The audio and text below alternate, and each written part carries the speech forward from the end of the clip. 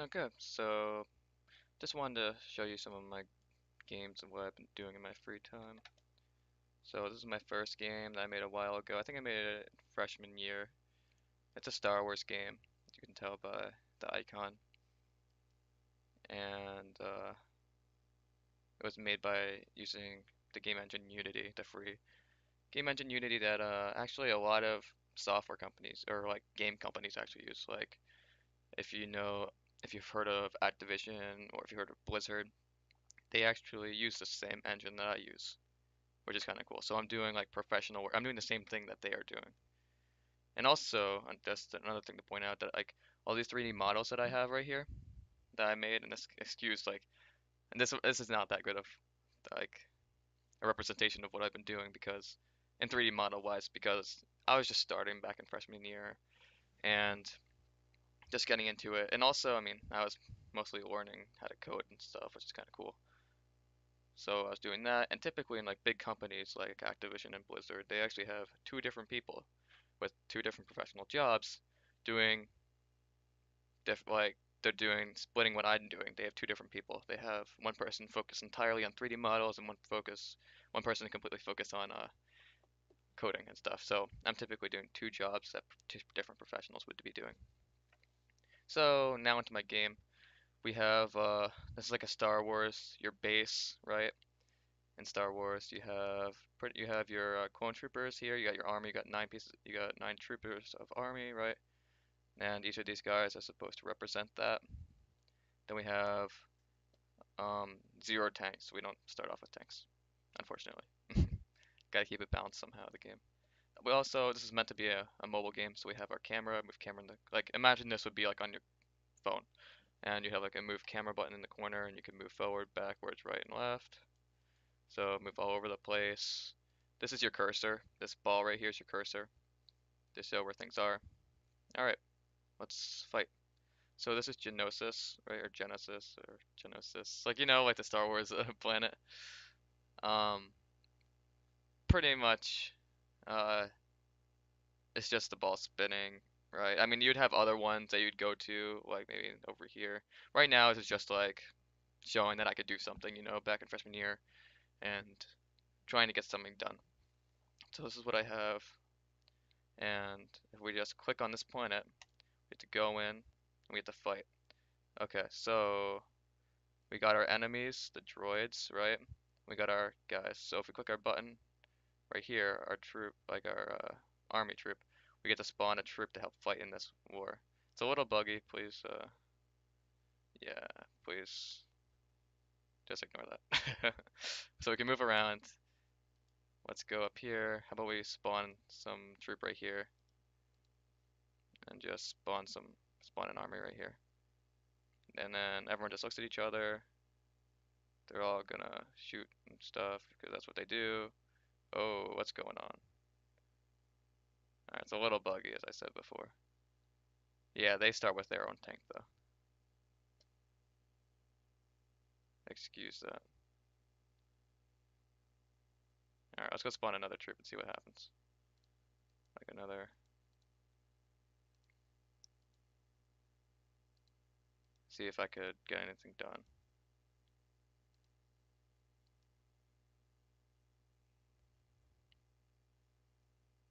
Alright.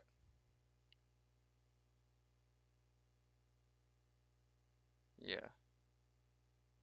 A little buggy.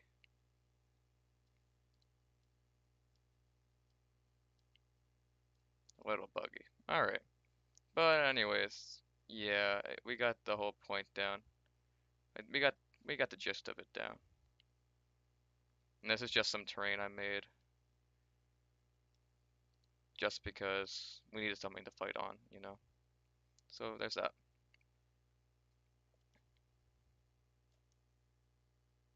So that's my first game. Yeah, it's a little buggy. Um, all right. So now on to the next game. This is a Monopoly type game, and essentially it's like Monopoly. It's very similar to like Fortune Street, another version of Monopoly. So as you can tell, this game was made a year later because we got new UI, user interface. Looks different. It's not just like boring black and like white text. We got like different editing stuff. So we could change how many players we have. We could go from two, just me and someone else, or three total players, or four total players. Um, we could go to four total players. This is our first map. This is our second map. Let's go to our first map, and this is the bank.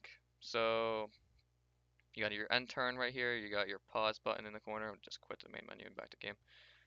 You got your plots where you could like buy stuff. You could buy a plot. Make your enemies have to buy it. Or like pay the rent. Or not enemies, I guess just adversaries maybe is a better word. So we have our dice. We could roll the dice. Let's roll. We won't land it on a one. Okay. Let's go over here. Let's buy this plot. We can make it into a clothing shop. There'd be other options. It is what it is. Um, yeah, you could tell that our money went down from 1250 starting to 1050 because we spent $200 to buy this plot. And there's that. And this is also the AI. Oh, he has to pay me. Yeah. All right, cool. What else? Yeah, so they pretty much just go on their own. I think he got a one, two, he got a four, so he's just gonna go wherever he wants to go. That's the bank. Yep, that's pretty much it. And this is what this map entails. It's uh, it's a pretty basic game. I mean, the hardest part was the AI making it. Oh, we got a six. Let's go over here. Oh, and there's also suits. So because I landed on this, I got one suit in the corner. And if you select all three suits, they're all over this map. And if you collect all three suits and you go to the bank, you get more money. Kind of like with Monopoly, right? If you keep going around like the whole map in return to the bank, you get your money. It's like passing go, really. But you get to choose which way you want to go. You're not entitled to have to force to go anywhere. So that's kind of cool. I like it. I tried that. Yeah, the graphics again aren't super nice. They are what they are. It's a little buggy again. I mean, not much I could do about that right now. Made this a while ago. So that's pretty much that. So we quit the main menu. We could go to our second map. This is like a spaceship. So we have, it's pretty much the same thing. We got our suits over there. There's one suit over there. This guy got a one. I made this 3D model. This one was a little bit harder to make of like the entire spacecraft, but got it working. Looks cool. Looks cool in the end. I have, uh, and there's the other suit right there, and there's one on the other side of the map. But yep, that's it. Pretty much it for this map. Okay, and this game really. Okay, so that's another game I made. Took some time. Takes a lot of time because I'm doing like professional work, kind of. Or trying to anyways, with like the graphics that I have. So that's that. And then this is the other game. I actually can't run this game on this computer. I had to run it on my other computer too. So I just made a video about it real fast. Um, so here it is. Pretty much this is okay, so we're right now in Unity right here, the game engine I was talking about before. This is what it looks like. This is what it looks like for everyone. Looks like for me. This is what it looks like for a professional. What it looks like, for like what Blizzard uses, they use the same exact thing.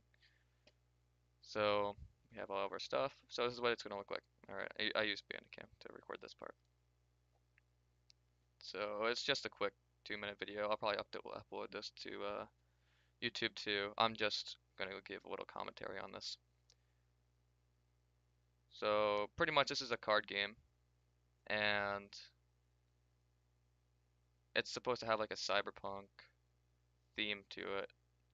So it's like you're hacking into like a computer type of thing. This also connects to a MySQL server, so that's what also professional game developers use. They have a MySQL server to like host everything, and like that's where the database is. So this is like the computer I made. It's supposed to represent like kind of like a Mac, and like you're hacking a Mac or something. Um, yeah, so you're logging in. It's a multiplayer game though. This is the first game I actually made that's multiplayer and it uses a lot of network stuff, which is kind of cool. It was actually kind of complicated to try to get all of it to work, but I got it to work. So I'm connecting them both right now to the game. Again, everything I made is the same. I made everything in this, all the art and everything. So that's that. So I only have one version of the card right now. Don't have more cards. Just gotta get like some demo card to use. So there's a two screens, so it'd be two different players. We can mulligan, as you can see, like that big X's. We could like click, mulligan all the cards, click done, they all mulligan away, or just not at all. Just click done, and they appear in our hand down there. This is the battle like board right there that you saw before with like the coins, and we have our hero cards. Those would be our hand. So the way this game would work would be like in this card right here, right? We have two costs. It costs 2 coins to play that card, and we have our economy is what you see right here. So if we wanted to play that, we'd subtract 2, be 3. We also have our hero right here. Pretty much, that's what our hand is. If our enemy made an attack on our hero, they could discard a card from our hand. Same with our deck. They could discard the top card of our deck if they made an attack on the top card of our deck. They could do that. So that's that. Our enemy has the same thing. It's a symmetric game, so it's a card game like that. Also, it was kind of annoying to get as I said before, networking to work across both games, but I got it. That's a trap card, so that happened in the green section, so you can only place them in the green section compared to the red section. That's like a different type of card zone. So that's that, and you can see that all the cards actually appear here, because I feel like seeing how your opponent moves their cards is actually a key part to strategy. So that's that. And you can see 1, 2, 3, 4, they move. Yep. That's pretty much it. That's all I have right now. I've been pretty busy recently. Um, so there's that. Oh, also about 3D modeling. I don't have this actually in any of my games. These are just my games. Sometimes I freelance 3D design. So this is a video of me quickly uh, 3D modeling actually my phone, the HTC One right here actually. Quickly doing that in actually 10 minutes as you can see, 955 minus plus 8. So it's about 10 minutes. I pretty much go through, I 3D model it, I just scroll through it. There it is. As pretty much in 3D modeling, you take one like box, right? And you just morph it into whatever shape you want. And you could add different morphs too. You could add more geometric shapes to add more things. So that's just the back I was working on. Takes about 10 minutes. There's the camera I'm working on. You could add a circle if I wanted to, so that's what I did. Uh, just making sure I'm doing it correctly. Yep, took a picture of my phone. So yeah, that's how I got the background to make sure I know how to do it correctly. This is how professionals do it too. They have a background image typically. They use the same software. Well, they use the same software for the most part. Blender's just as good as what they use. And there's animation and stuff I could do, but you don't really need an animation for a phone. All the animations in these games came from Blender too. Actually, this program I have right here, Blender, I have on this computer. And this is the final result.